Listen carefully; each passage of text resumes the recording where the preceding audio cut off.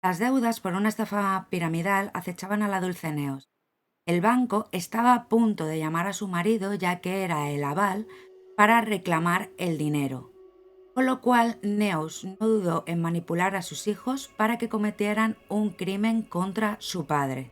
Bienvenidos al oscuro corazón de Arkham. Muchísimas gracias por todo el apoyo que estás recibiendo los vídeos, de verdad. Y si os gusta el contenido, por favor, suscribiros, darle un fuerte like y sobre todo dejarme un comentario. Recordar que estos capítulos los podéis escuchar de forma anticipada en iVoox a través de el apoyo para fans. Y sin más, empecemos con el vídeo.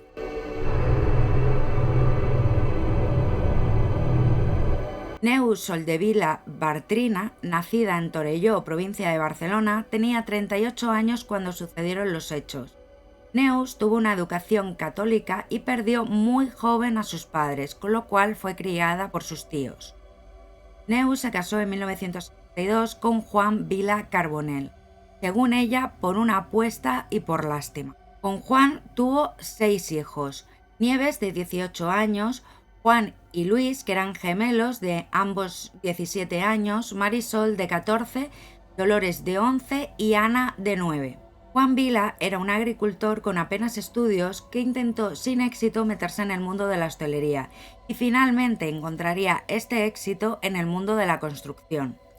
Al final del franquismo, su lealtad al régimen le dio la oportunidad de establecer contactos e influencias que le permitieron eludir licencias, recalificar terrenos y evadir los planes urbanísticos establecidos. El matrimonio tenía muchísimo dinero y compraron varias propiedades, entre ellas una casa y unos terrenos de regadío. La finca Mas Vila, en Fraga, Huesca, el lugar donde ocurrirían los hechos. Esta posición económica les permitió tener una asistenta del hogar, Inés Carazo, que les acompañaba a todas partes. Casi todo se reinvertía en el negocio y Neus solo recibía 10.000 pesetas a la semana para sacar adelante a su enorme familia y pagar a Inés. Juan era un hombre arcaico, con un carácter muy fuerte que insultaba regularmente a Neus y a sus empleados. Pero además, Juan maltrataba físicamente a los gemelos. Su intención, en su mente, era inculcarles la visión patriarcal de que eran los herederos del negocio familiar y se oponía profundamente a que los niños estudiasen, ya que él no había estudiado y le iba muy bien. Neus encontró trabajo y empezó a disfrutar de cierta libertad e independencia. Hubo un cambio político en el país, que fue la democracia, y debido al cumplimiento de las normas municipales, la empresa tuvo problemas de licencias y acabaría cerrando. Por este motivo, Juan se afilió a un partido de extrema derecha, Fuerza Nueva, y a encerrarse en la religión, el pasado y el alcohol. Aunque supuestamente Neus buscó trabajo para ayudar a la familia, esto no es para nada creíble, ya que tenían muchas propiedades y dinero para vivir a pesar de las circunstancias. Neus utilizaba el dinero que ganaba en el trabajo para conocer el lujo, la buena ropa, los perfumes, las joyas y alejarse sobre todo del clima opresivo de su marido. Neus, además, muy pronto empezaría a tener varios amantes. Su idea de dinero fácil y rápido le llevó a montar una estafa piramidal.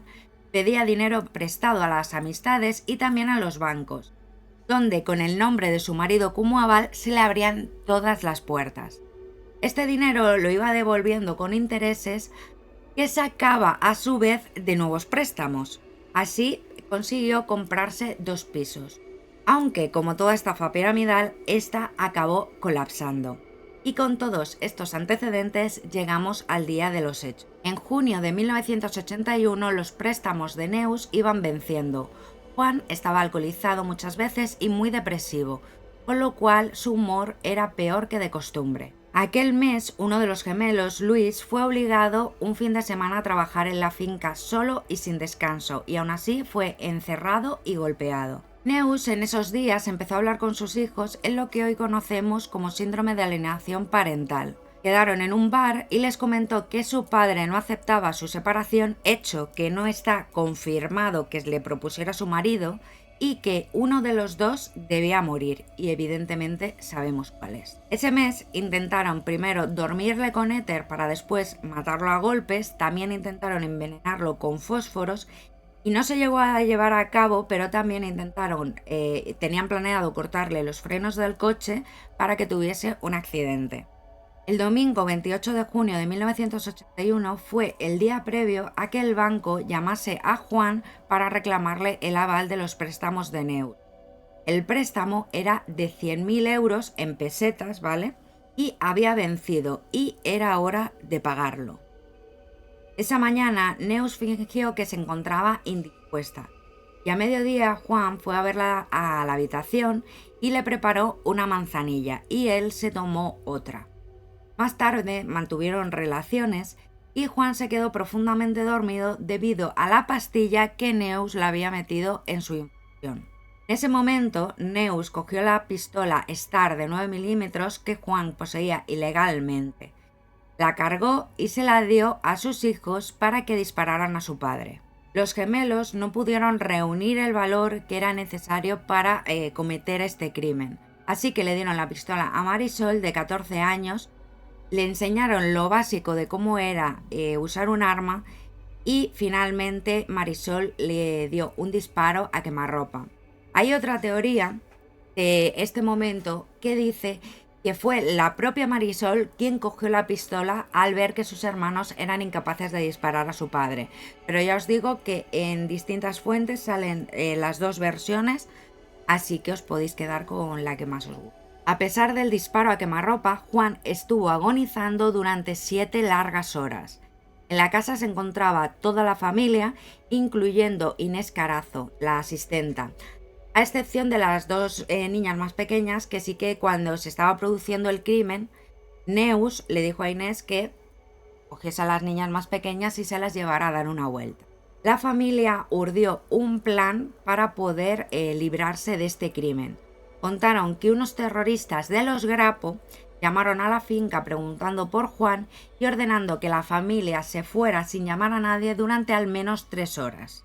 Esta historia, la verdad, es que no tenía mucho sentido porque unos terroristas no llaman a la puerta, luego parece ser que uno de los niños vio a los terroristas, pero era imposible porque porque había una puerta cerrada con un cristal que no se veía, entonces es poco creíble. Pero la policía decidió no forzar la situación y empezar a vigilar a la familia. Neus, con la herencia y con el seguro de vida de su marido, empezó a gastar dinero a expuertas, algo que no correspondía con la imagen de viuda afligida que quería aparentar. La policía sabía que Juan no era buena persona, pero ni debía dinero ni tampoco era una persona muy influyente para que le secuestraran y le asesinaran. Así que la historia de los terroristas no tenía mucho sentido. Por lo cual siguieron investigando. Descubrieron que Inés, la asistente de la asistenta de la casa, tenía un hijo en Barcelona con el que tenía muy buena relación y que había sido esos días el desahogo de su madre. Finalmente el hijo de Inés la convenció para que hablase con la policía. Inés fue descartada como cómplice y contó todo lo que sabía a la policía. Declaró que estaban embrujados y aunque ella no era partícipe, la familia no dudaba en hacer planes del crimen delante de ella. Neus fue condenada a 28 años por parricidio con alevosía, Nieves a 12 años, los gemelos a 10 años y un día cada uno. Marisol, al tener 14 años, no cumplió condena en prisión y pasó a disposición tutelar de menores. La familia contrató a un abogado bastante mediático, Emilio Rodríguez Menéndez, que llevó el caso como si Neus fuera una madre entregada a proteger a sus hijos, que vivió un tormento y no tuvo otra salida que cometer un crimen. En 1986, Neus cumplía condena en régimen abierto.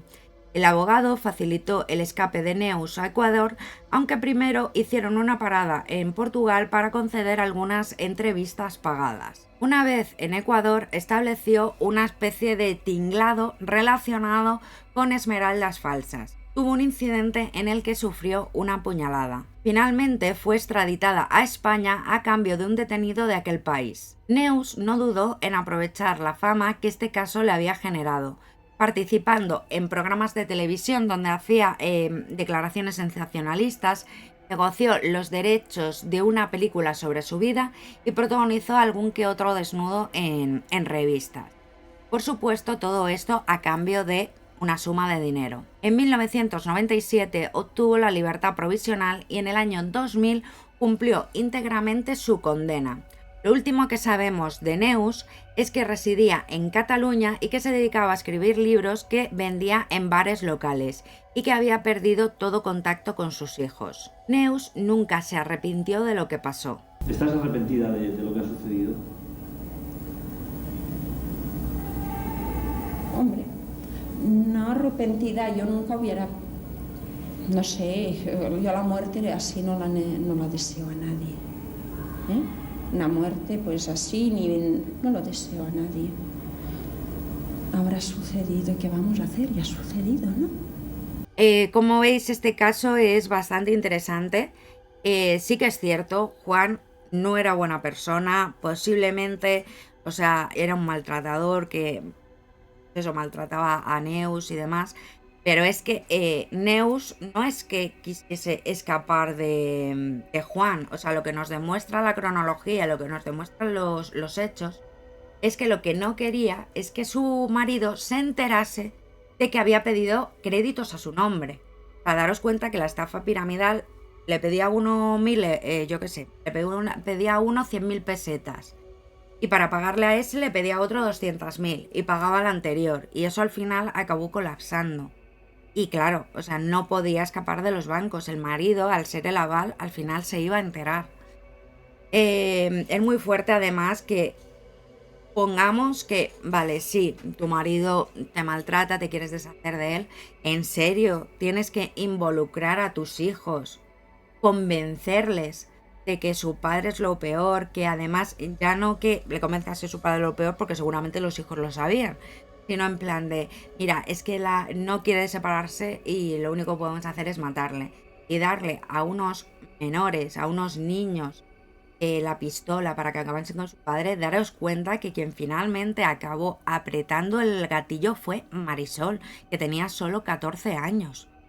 O sea, me parece una situación bastante egoísta por parte de Neus. Luego además, o sea, no se arrepiente en ningún caso de lo que pasó, de nada. Entonces, la verdad es que este caso muchas veces nos lo venden, y yo documentando este caso lo estaba viendo en plan de, sí, que era una mujer maltratada, quería proteger a sus hijos. Vale, sí, la primera parte te lo compro, era una mujer maltratada. Pero eso de que quería proteger a sus hijos, si no coges y les obligas a matar a su padre.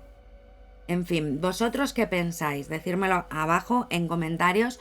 Si os ha parecido interesante este vídeo, por favor, dejarme un fuerte like, suscribiros, que es muy importante. Recordad que en el canal tengo más casos de True Crime, que os invito a verlo.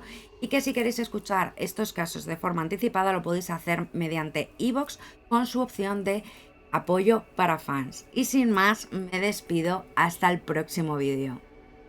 ¡Chao!